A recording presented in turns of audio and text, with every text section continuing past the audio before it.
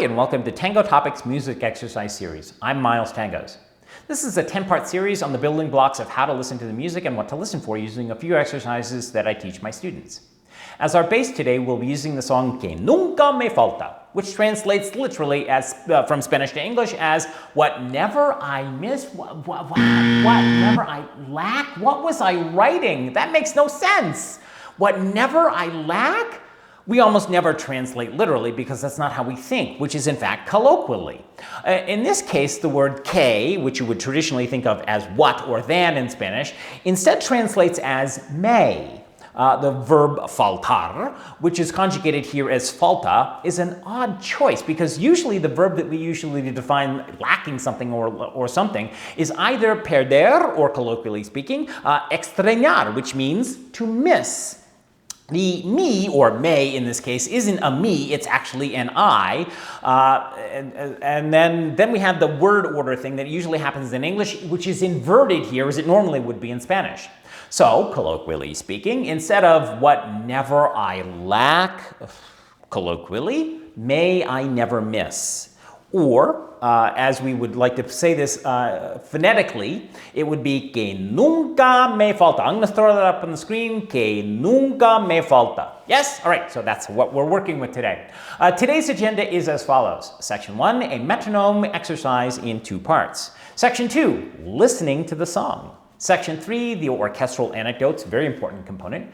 Section 4 is working with the beat of the song. Section 5 is respecting the pauses, a very, very important component of this exercise today. Section 6 is putting the beat and the pause together. And then finally, we have section 7, which is hearing the singer. Let's get started. Section 1, a metronome exercise in 2 parts. Practicing with a metronome may seem like child's play to some of you, when in fact it's actually what I think of as incredibly important. And the reason is really simple. Tango music by its very nature is incredibly rich and complex. And as such, it's really easy for some of us to get lost in what you think you're hearing. You may either race the beat or be behind the beat, be in front of the beat, or you may be dancing to the melody and not the beat at all. The result can be a haphazard dancing experience for both partners. So basically, practicing with a metronome can help us to define those skills and thereby focus on just one thing and not be distracted by all the other instruments in the music. Not to mention, it also helps us to work on our tempo or speed skills. All right. In this exercise, we're going to set a metronome to about 60 BPM, beats per minute. I use an app for this called Tempo. There's a free version as well as a paid version for iOS and Android phones and tablets. It's like $3 on both platforms, so if you want to go get a copy for yourself, there's a link down below in the description. All you're going to do here is tap out the beat that you're hearing. Really simple. However, there is a tiny little catch here. You can't look at your phone or tablet screen. That kind of sort of defeats the whole purpose. Just as a side note, you could walk out to that beat, which is totally fine and is actually a later exercise that we want to add into our repertoire. All right, so let's try this.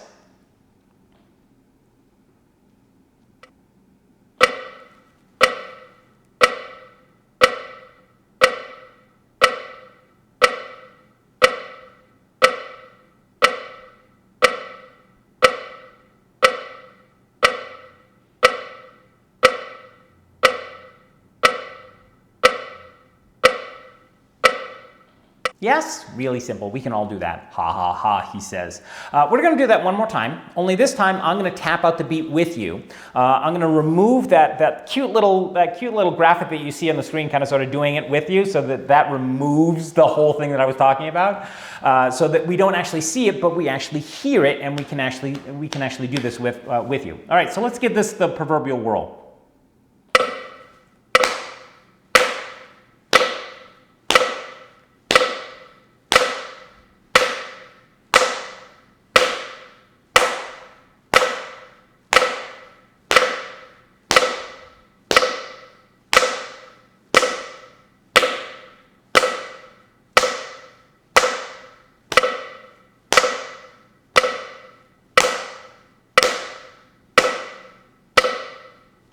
All right, that's enough. That's enough of me beating my knee. If it looks like I'm beating my leg to a pulp, that's just so that you can hear that slap through the microphone. So another exercise here that we want to start to use here to help us to solidify our ability to hear and discern the beat is what's called an offbeat metronome exercise. This is an exercise that does take a little bit of getting used to and a little time and a little practice and a little patience to get right. The rewards, however, are nothing short of miraculous. So the offbeat is sometimes described as any point between one beat and the next. And technically that's correct, because it's actually true that any note that is not directly on the beat would technically be offbeat. However, the way that I define, and some people may radically disagree with me here, is that it is the exact midpoint between two beats. Yes? So while hitting any point between one beat and the next is kind of sort of easy, finding its exact midpoint, that's a little bit more challenging, and moreover, it's an exercise in precision, which is precisely what we're after here.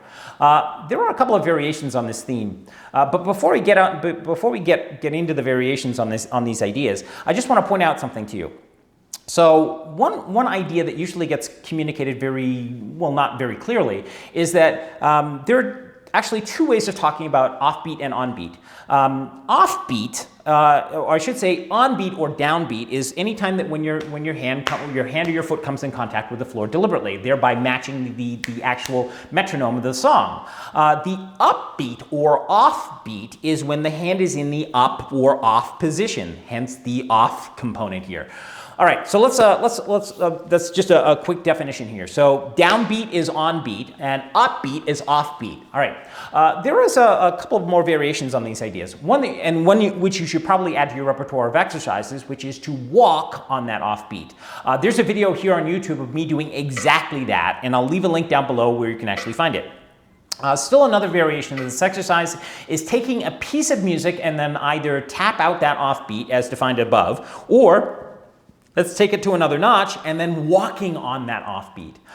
Still, even before you can do that, it's really helpful to try this out a few times, read that as a dozen or so, with a metronome first and foremost to get the hang of it. All right, enough yapping.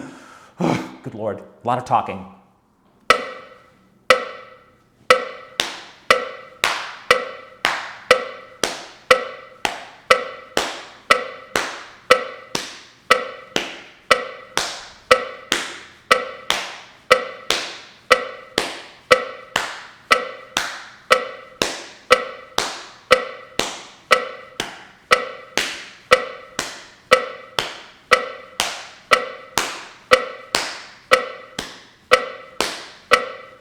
Yes? So what should happen is, or what you're hearing is almost like a delay, like I'm deliberately missing a beat. And I'm not deliberately missing the beat, that's the offbeat. So it will sound almost like boom, boom.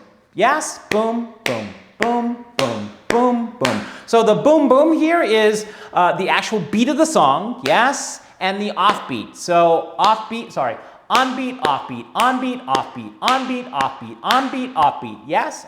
Okay. You're kind of sort of getting the idea. So let's try that one more time. And I'm going to go onbeat, offbeat, actually.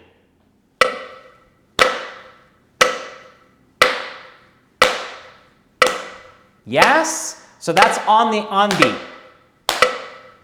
And now switching to the offbeat.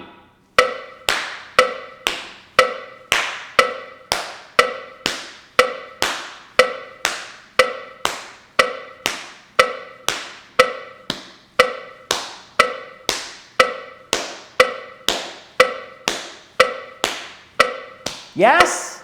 You're kind of sort of getting the idea. All right, let's press on.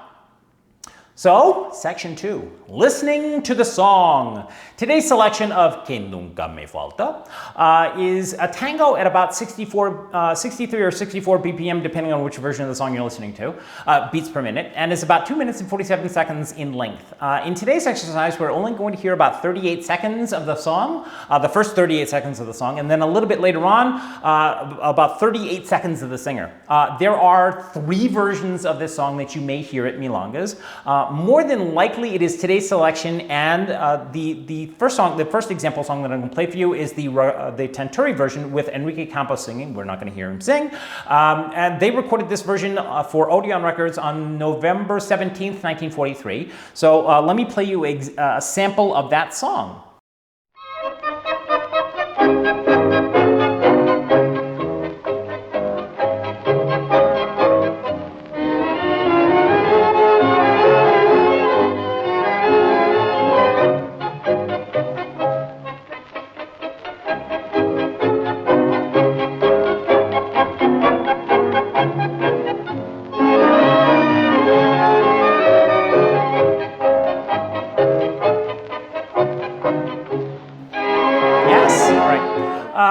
Then much later on, Osvaldo Pugliese with Alberto Moran singing recorded a version for Odeon Records on December 6th, 1951. So here's a sample of that song.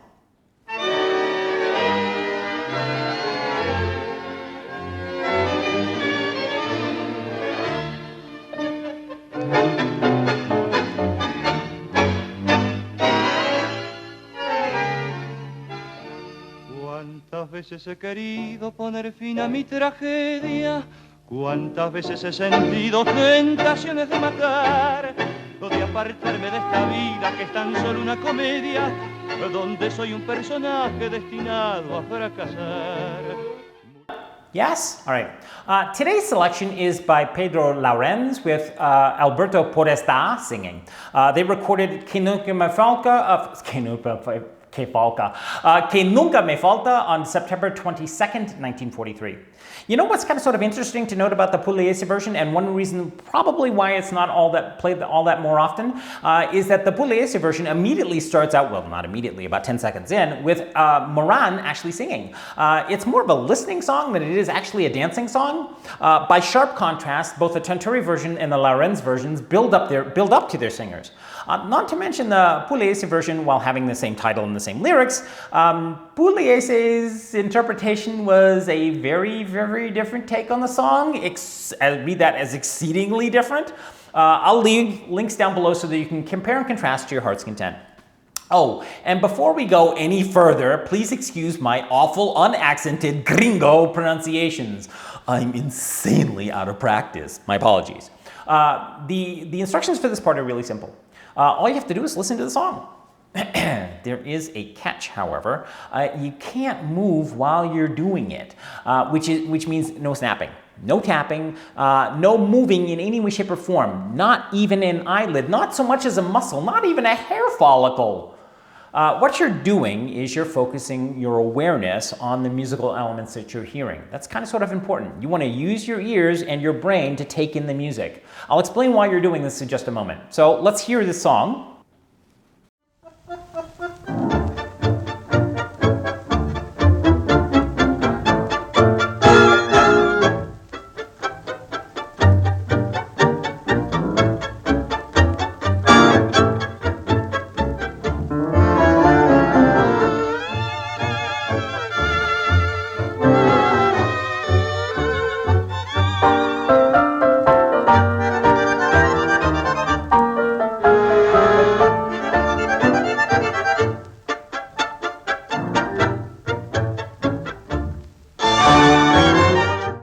Make sense? All right. We're going to do that one more time, but before we do, I'll explain why you're not moving. What you're doing is you're focusing your awareness on every aspect of the music yourself. By moving or tapping, what you're doing is you're trying to discern the beat or the structure of the song. And in doing so, you sort of end up missing the nuances in the structure that you're looking for. So by limiting your movement, you honestly focus your awareness, and thereby everything else, on the nuances and, more importantly, the structure of the song. So let's do that one more time.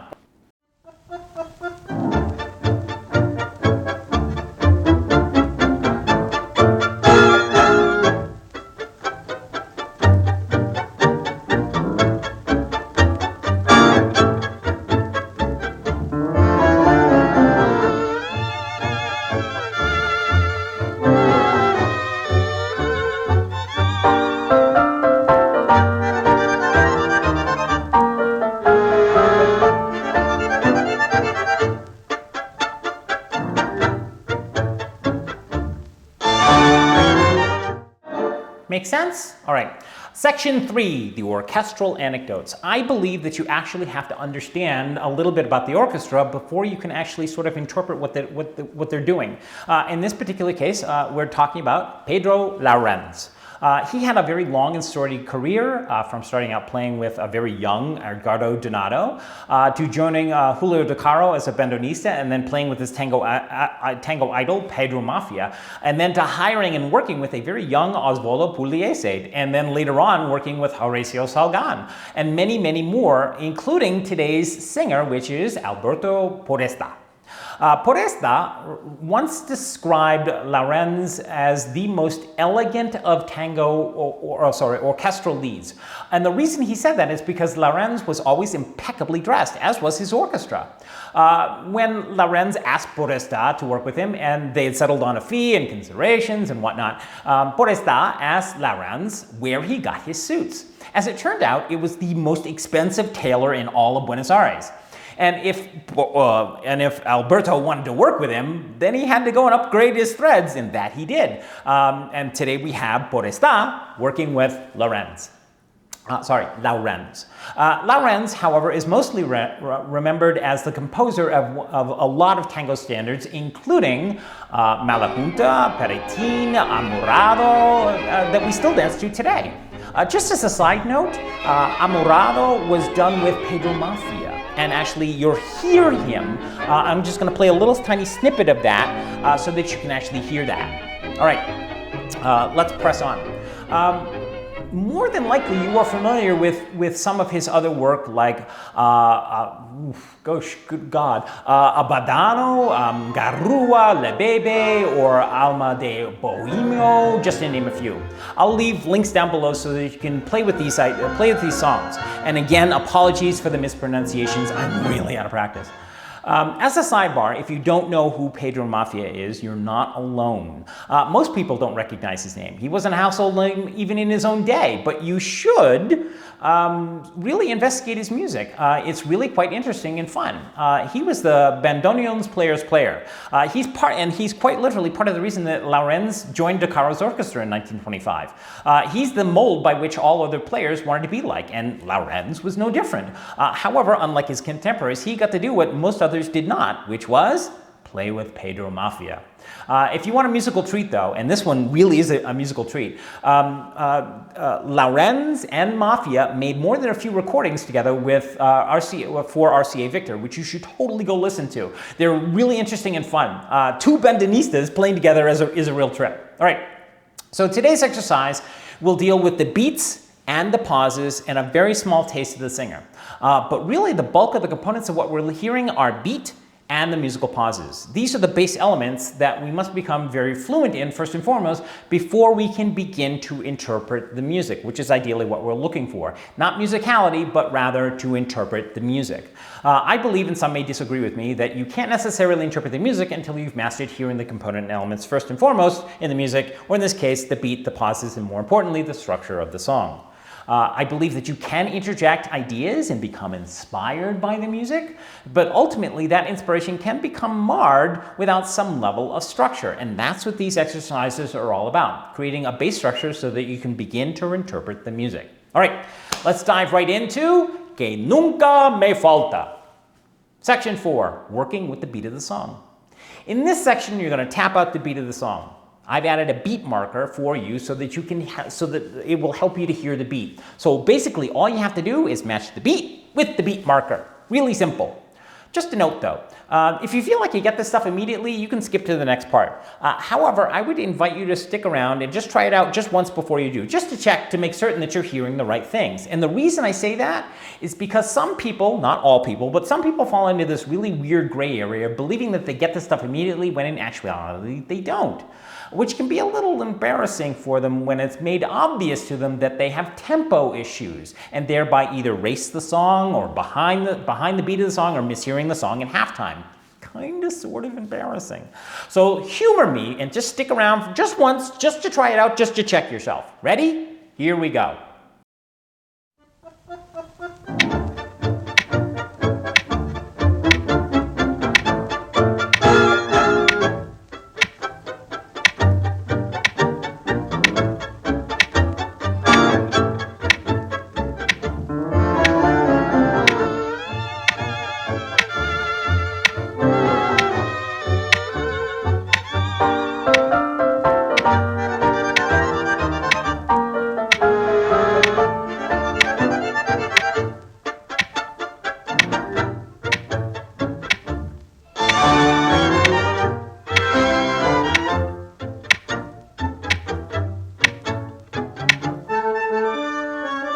Make sense? All right, we're going to try that one more time, only this time I'm going to tap out the beat with you without the beat marker. What I'm going to do is I'm going to remove that graphic from the screen, and all you're going to have to go on is your ears, i.e. what you believe that beat marker is, and more importantly, this.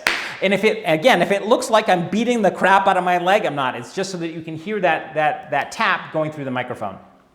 So let's try this.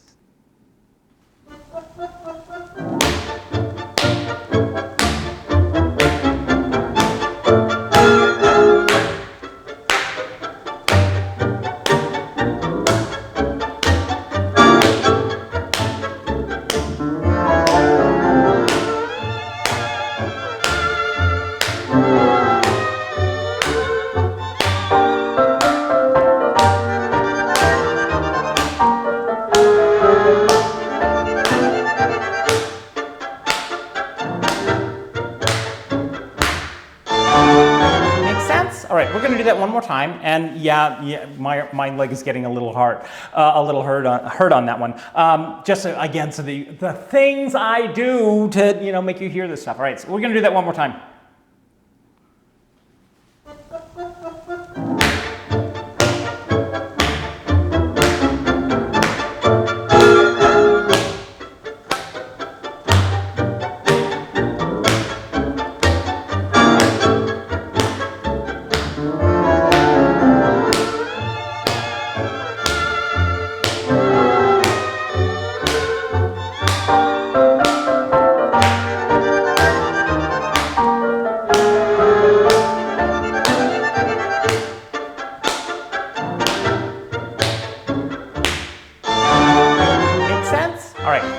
Let's press on. Section 5 is hearing the pauses of the song. This is better known as respecting the pauses. In this section, we're going to tap out the pauses or rests of the music. And there are a couple of reasons why we want to do this stuff, and I'll get into that in just a little bit. In tango music, there are 5 common pause types. Type 1 is what's called a stop or cessation.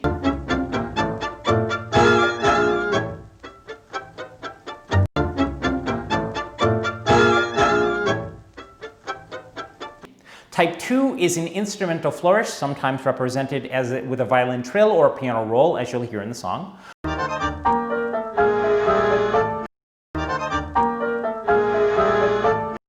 Type 3 is a diminished note, which we will talk about in just a little bit.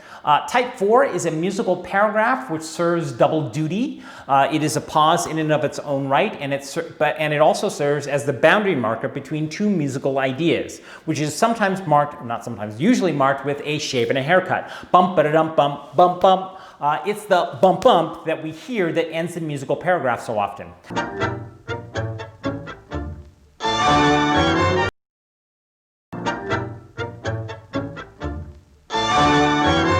And then we have a type 5, which is what we call the singer's breath, which we'll hear a little bit later on when we actually, in part 7, when we hear Alberto Podestá singing. All right. Truth be told, there are actually 13 different types of pauses. However, we're only dealing with the 5 common ones here because that's what you'll hear more often than not. Hence the reason why they're called the 5 pause types. You'll find an article on this stuff on tangotopics.com that talks about these ideas in great detail, so go look at the link in the description for more information. This song is a little different because it contains a type 3 pause. Most tango songs actually don't contain a type 3. It's an oddity, which you'll hear more often than not. It's a type 1, a type 2, and a type 4. A type 3 is an oddity because it's more representative of the other 8 that you don't hear all that often than it is the more common 5. And truth be told, that diminished note sounds like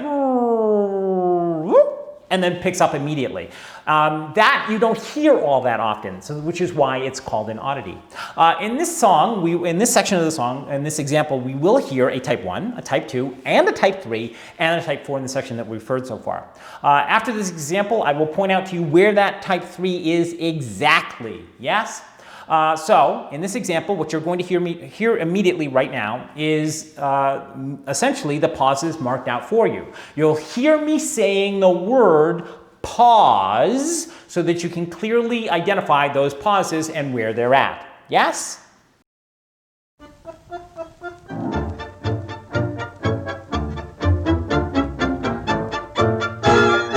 Pause.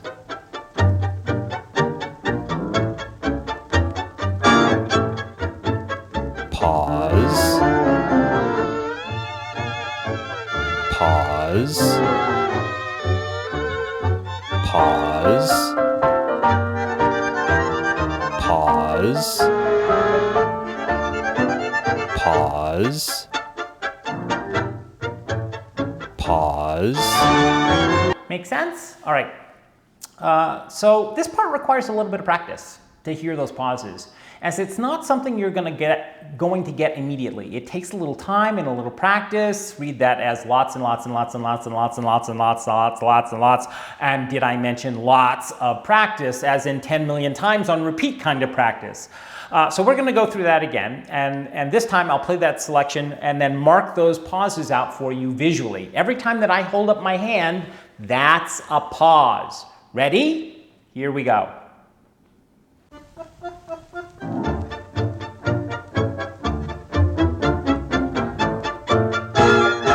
Pause,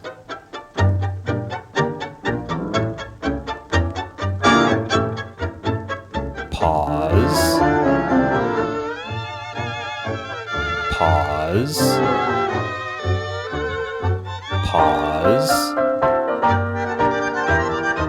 pause, pause, pause, pause. Make sense? All right. You're going to ask me, because I get this question a lot when I start teaching this stuff, is Miles? Why is it nobody ever talks to me when I say that? Why do we need to hear the pauses? And my response to that is this. There are actually 3 reasons why. Reason number 1, this is Tango's singular reset button, meaning that you can and should reset the embrace and or the couple, which is kind of sort of important as it prevents the dreaded racing around the floor that happens so often. Primarily though, respecting the pause, as it's called, is to prevent the couple from getting out of physiological alignment with each other. I'm sure you've all had this happen where your partner squeezes to hold you in place, and as the song wears on, that position gets even more and more and more unwieldy. So stopping at a pause to reset yourself and the couple is kind of sort of helpful instead of trying to hold on to a position that is wholly untenable. Not to mention, it's also a logical place to engage in said reset instead of stopping in the middle of a phrase to do it, which doesn't look so nice or fit musically in any way, shape, or form, which happens more often than you might imagine. Reason number 2 is that this is a logical place for us to change our vocabulary choices from one idea to the next, thereby invoking some kind of structure or order. For a lead, this means changing our vocabulary choice at the pause from, say, a walk to ochos, from ochos to turns, or turns to crosses, and so on. For a follower, that would mean engaging in either an adornment or an embellishment at the pause to accentuate, say, the trill of a violin or a piano roll, and so on. Reason number 3, and this is pretty much the game changer, is that it is the beginning point, not the end point, but the beginning point of structure, or to create order to our dance so that it doesn't look so haphazard, which happens quite frequently. But rather what we're looking to do is create a one-to-one relationship so that what we're doing fits with what's happening in the music. This is also, oddly enough, a place where once we've mastered all of this stuff, that we can begin the process of interpreting the music, but only at that point. So what I'm going to do is I'm going to type the pauses for you so that you can hear each one individually, and I sort of did that in the last example. So every time that I raise my hand, I'm going to raise it, with a counting basically, and what you're going to see on the screen is that indication, so that you're very clear about, oh, that's what he means by a piano roll or violin trill, or a stop, or a type 4, so that you very clearly hear the boom, boom, yes? Or in this case, I will type out that type 3 where you're hearing that diminished note, yes? So let's play that out one more time.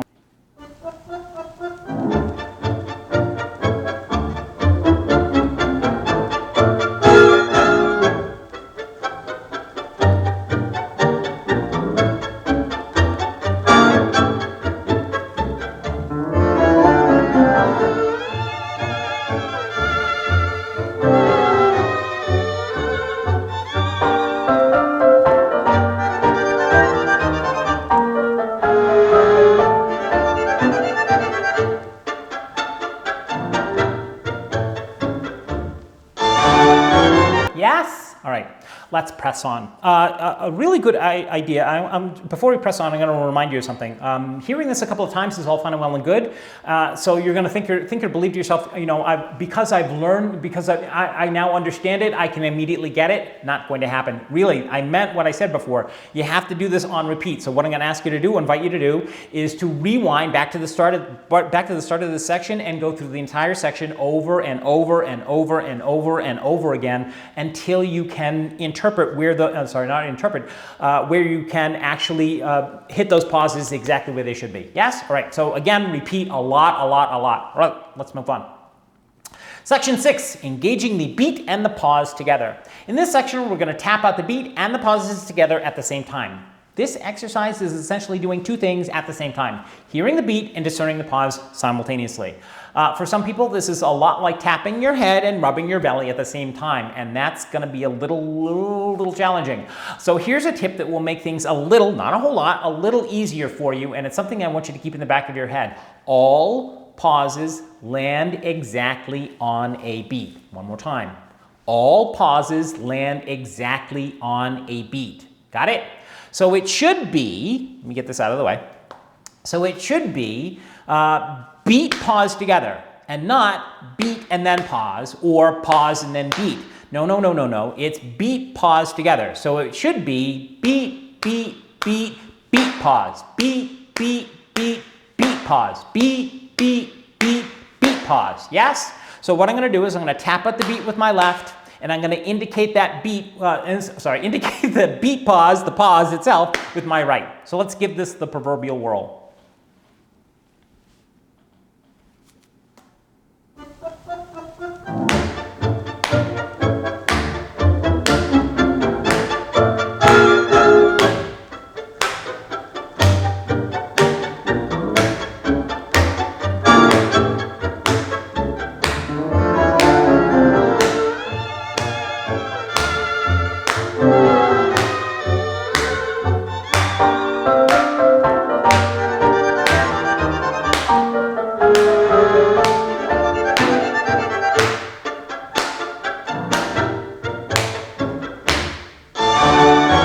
Make sense? Let's try that one more time.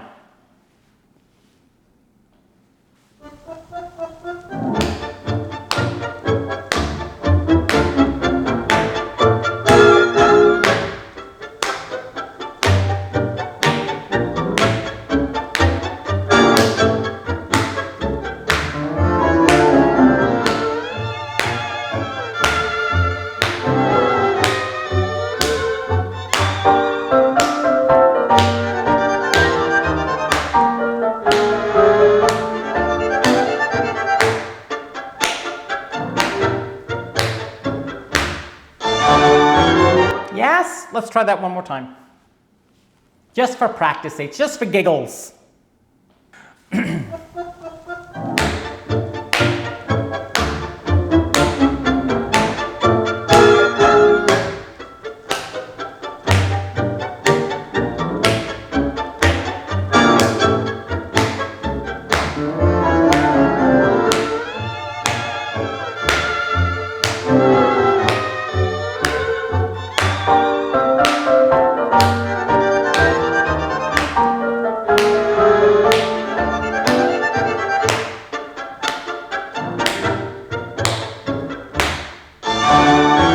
Make sense? All right. What I want you to do is rewind that several times and play it over and over and over again until you can sort of get the idea of hitting the beat and the pause together. That's a little tricky for some people to get, but it does actually help with what we're looking for. All right. Let's press on and move on to the next section. This is what I like to think of as the fun part of this exercise. It's hearing the singer. In this section, we're going to listen to the singer very, very briefly, about 38 seconds, as I pointed out to you earlier. And the reason that we're hearing the singer or listening to the singer is so that A, you can actually hear a type 5 pause, or the singer's breath, and B, so that you actually get an actual chance to hear Alberto Podestá sing, which I think he has an amazing voice. And at this point in his career, he was, right at the pinnacle of that resonance in his voice that we absolutely love hearing. So what I'm going to do is I'm going to play this section twice through, and the first time through, so that you hear it in its entirety. I'm not going to indicate the pauses in any way, shape, or form. I just want you to hear it. It's the same exercise that we were doing before. Is that when you're listening to a new piece of music, you just want to listen to it first and foremost before you actually do anything with it. And then the second time through, I will indicate where those pauses are. So let's give this the whirl, as it were. La tormenta de los años ha blanqueado tu cabeza, madrecita de ojos vivos que suspiras para mí. Y ha llegado Santa Rosa, es el día de tu santo, y yo quiero darte un beso como nunca te lo di. Los jardines son regados por el ala vaporosa, viene ya la primavera, otro invierno sucumbió, y en el mundo, madre mía, todo se viste de rosa. Cual si cantara tu nombre como feliz canto yo. Yes? All right. So this time I'm going to raise my hand, and every time that I raise my hand, that's a pause. So that we're absolutely clear about this. What you're listening for is that every time that singer takes a breath or he stops singing, that's a pause. Yes? So let's go through this. And then we're going to go through it a couple more times to point out a few oddities that happen. La tormenta de los años ha blanqueado tu cabeza, madrecita de ojos vivos que suspiras para mí. Y ha llegado Santa Rosa, es el día de tu santo, y yo quiero darte un beso como nunca te lo di. Los jardines son regados por el ala vaporosa, viene ya la primavera, otro invierno sucumbió, y en el mundo, madre mía, todo se viste de rosa, cual si cantara tu nombre como feliz canto yo. Yes? All right, let's go back through that one more time and get back to that point. All right, so there are a couple of oddities that happen here. The first oddity happens at the very beginning of the song, so I just want to play it for you. That part right there, where and then you hear the sharp shift, that's a type 4 pause right there. That's the bump bump. It's the bump bump bump bump bump. So listen very carefully. And I cut it off right before. I should have added a little bit of snippet there so you can hear a slightly longer version of this. But you're hearing the last 2 notes before it happens. Yes? All right. So now the next thing that I want you to pay attention to is that what you're hearing is Pedro está singing an elongated note. And when you hear those elongated notes, he essentially has to take a breath after that note. Does he not? So that would be what? A breath, or the singer's breath. Yes? All right. So listen to that. Here we go. La tormenta de los años ha blanqueado tu cabeza, madrecita de ojos vivos que suspiras para mí. Y ha llegado Santa Rosa, es el día de tu santo, y yo quiero darte un beso como nunca te lo di. Los jardines son regados por el ala vaporosa, viene ya la primavera, otro invierno sucumbió, y en el mundo, madre mía, todo se viste de rosa, cual si cantara tu nombre como feliz canto yo. Por esta is in a lot of cases is like every other singer of the day, and basically he elongates that note, and because he's elongating that note, he has to take in a lot more breath in order to elongate that note. But eventually he's going to run out of air. He can't continue to sing. So what you'll hear is an elongated note and then a very quick. That's a pause right there. Right at that point, he is accentuating the pause. However, there is a point at which he creates what I refer to as a false pause, and I'll point it out to you. La tormenta de los años ha blanqueado tu cabeza, madrecita de ojos vivos que suspiras para mí. Y ha llegado Santa Rosa, es el día de tu santo, y yo quiero darte un beso como nunca te lo di. Los jardines son regados por el ala vaporosa, viene ya la... Right there. So let's back up just a little bit. He elongates the note and then, immediately starts the next singing component. And you would think, because he's taking a breath there, and he does actually take a breath there, that you would think that there's a pause there. However, if you listen very carefully under it, what's actually happening is that there's no accentuated pause. So usually, when a singer sings or a singer takes a breath, he's accentuating a pause that already exists in the music. That's all, and that's basically what's happening here. If you listen very carefully, you'll hear that there's no accentuated pause under it. So let's back up just a little bit so you can hear where those accentuated pauses are at. Pause.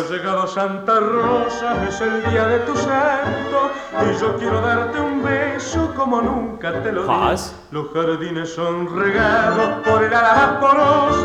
There's no pause there. There's absolutely no pause there. So you would think that there's a pause there because he's taken that breath, and you're thinking, there's a pause, there's a pause. You said breathing, Miles, but there's no accentuated pause under it. Yes? All right. That's basically the whole 9 yards right there. All right.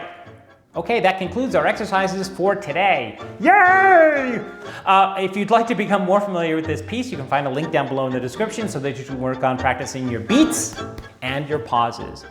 You can also find a link down below to find out more about Pedro Laurenz, as well as Alberto Podesta, as well as Pedro Mafia, so that you can learn more about them. I strongly suggest that you start to learn about your orchestras as well as their histories. Well, I believe that by understanding the men, their choices, and their histories, it will help you to understand the music that we all love dancing to. It's not just dates and places and things, but it actually creates a tapestry of who these people were, so that you can understand who it is and what it is that you're actually dancing to. And again, links to all that stuff is down below, with a link to a really good translation from Castellano to English, so that you can actually understand what's actually being said. You can also find a link down below for what to do with this stuff on tangotopics.com, engaging the 5 pause types, as well as the 5 social figures, the 6 ways of walking, the 8 types of ochos, the 8 types of turns, and the 256 types of Argentine crosses. I know you didn't think that there were 256 types of Argentine crosses. Got news for you. There are, in fact, 256 types of Argentine crosses, as well as a host of vocabulary ranging from staccatas, colgadas, volcadas, ganchos, and boleos, to everything else in between, for both lead as well as for follow. So please go over to tangotopics.com and register. Actually, it's all free at this point. Just go take a look at it. Well, the open stuff is all free. You actually have to register and subscribe. All right. I hope you enjoyed this very brief example of Laurenz's version of Que Nunca Me Falta with Alberto Podesta singing. To hear more of these, please remember to hit the like button, and then remember to subscribe to see more free content. Thank you very much for watching, and I look forward to seeing you, yes you, in class. Bye.